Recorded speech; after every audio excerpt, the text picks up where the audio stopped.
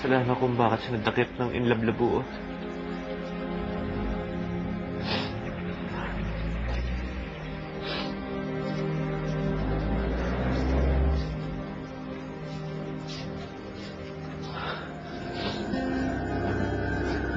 Pare, wala naman may gustong kunin ng maligno. Ang asawa mo eh. Kung naging masaya lang sana siya. Diba sabi mo naman sa akin, mahal na mahal mo siya. Ako? Ako lang yung nagmamahal, pare. Tama si Ruben. Binili ko lang yung pagmamahal niya sa pamilya niya. Dahil sinamantala ko yung pangangailangan nila. Akala ko pwede niya akong mahalin. Pero hindi pala ganun yung pare. Baka naman minahal ka niya. Nagkataon lang na... Hindi. Hindi, pare. Hindi niya ako minahal. Alam ko yun, pero hindi ko lang hinaamin sa sarili ko. Pinipilit ko pa rin yung pagmamahal ko sa kanya. Ang hirap, pare. Ang hirap magmahal na tao, hindi ka naman talaga mahal. Ang hirap. Ikaw ba, pare? Siguro ko bang mahal ka ng girlfriend mo?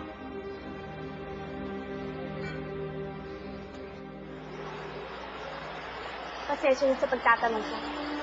Sa pangungulit ko. Walang kaso. Magiging mag-asawa tayo, dapat lang malaman mo lahat tungkol sa akin. At kay Simona na rin. I-respeto ko kung ayaw mo talagang sabihin. Girlfriend ko si Simona. Pero matagal na kami naghiwalay. Nasaan na siya? Sana isang araw, pagpunta natin sa Dalakit, makakilala mo siya sa akin. Wala siya sa Dalakit. Sa Amerika siya. Sa Amerika? United States of America?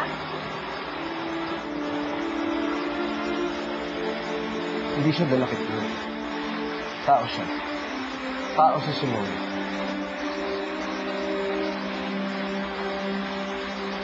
Kailangan mo na magpahinga. Magpahinga ka na. Hindi. Kumain muna tayo.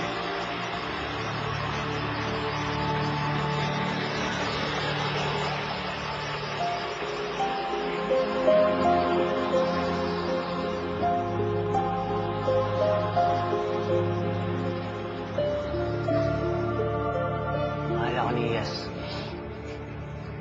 Alam ko mahal niya ako. Kaya ako nandito. Para ipaglaban ang pagmamahalan namin. Dapat lang. Tama yung ginagawa mo. Sana nga. Siguro. Nagdududa ka ba? Hindi naman sa ganun. Kaya lang... nakamatay na ang tatay ko. Dala ko na lang kami ng lola ko ngayon. Pero iniwan ko pa ang lola ko. Para lang bawiin si Iyas. Iniwan mo, lola mo mag-isa. May kababata ako. Si Raquel. Siya ang kasakasama ngayon ng lola ko. Ganun si Raquel. Alam mo, pare, tingin ko may pagtingin sa'yo yung Raquel na yun. Alam ba niya na may girlfriend ka? Oo. Minamahal ka pa rin niya ng ganyan? Pero alam niya nang hanggang pagkakaibigan na lang kami. Napakaswerte mo, Pedro.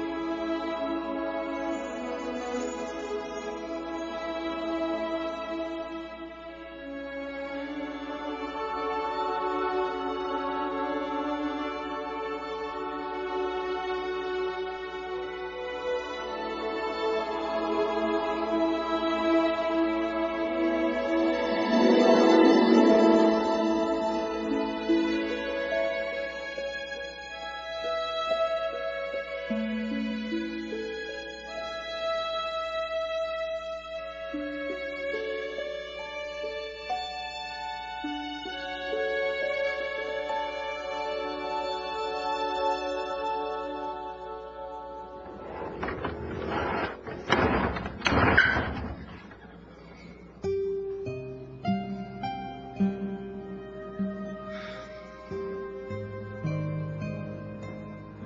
ka lang ba, pare?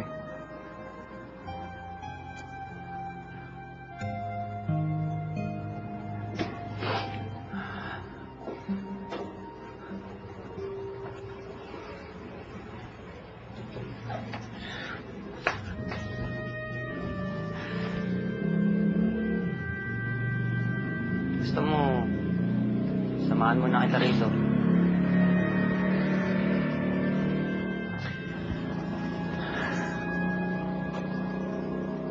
Okay lang ako, pare.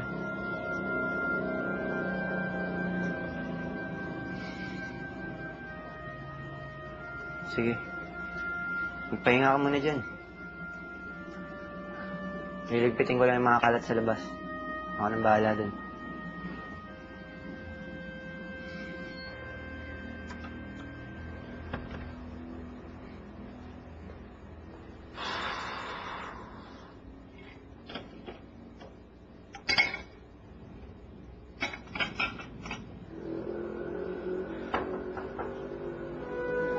Bes?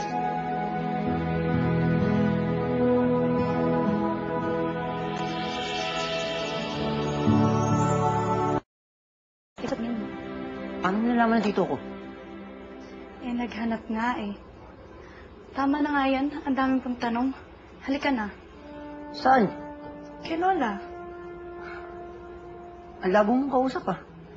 Pinapauwi mo na ako? Sinabi ko bang umuwi ka, Best? Hindi, diba? Pupuntahan natin si Lola kasi hinihintay ka niya. Andito si Lola? Hindi dito. Sa kabilang baryo. Ganito kasi yon. Pag alis mo sa atin, naisip ni Lola na sundan ka. Nag-aalala daw. Sinama ko.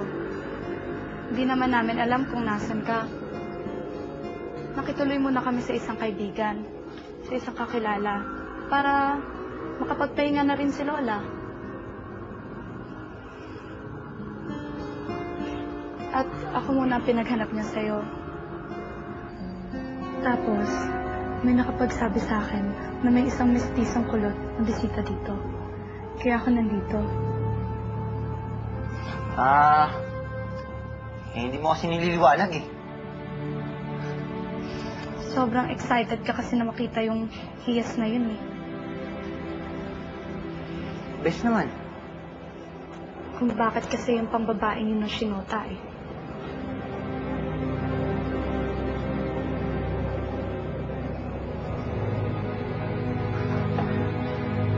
Sigurado ako makababata mo yan. Siguraduhin mo muna.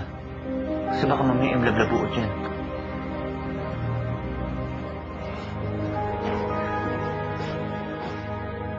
Correct. Sa totoo lang pare, nagdududa din ako sa kanya. Parang may kakaiba sa kanya. Hindi ko lang eksakto masabi pero parang basta ganun. Pare, bakit di na lang ang lolo mo papuntahin mo rito? Kung hindi ka nakakasigurong yan nga si Raquel. Bakit ka pa sasama sa kanya? May point siya doon, Pedro, my dear. Sa totoo lang pare, gusto ko rin makaharap yung inlablabuan. Alam mo, sira ka talaga. Parang gusto kong inganti ang asawa mo. Pati yung mga naging biktima niya. At yung magiging biktima niya pa. That's my Pedro. Here, you're the man. Super hero ever. Intindihan kita. Pero para mag-iingat ka, ha? Pagdasal mo na rin na siguro, hindi siya inlalabuan. Basta pare.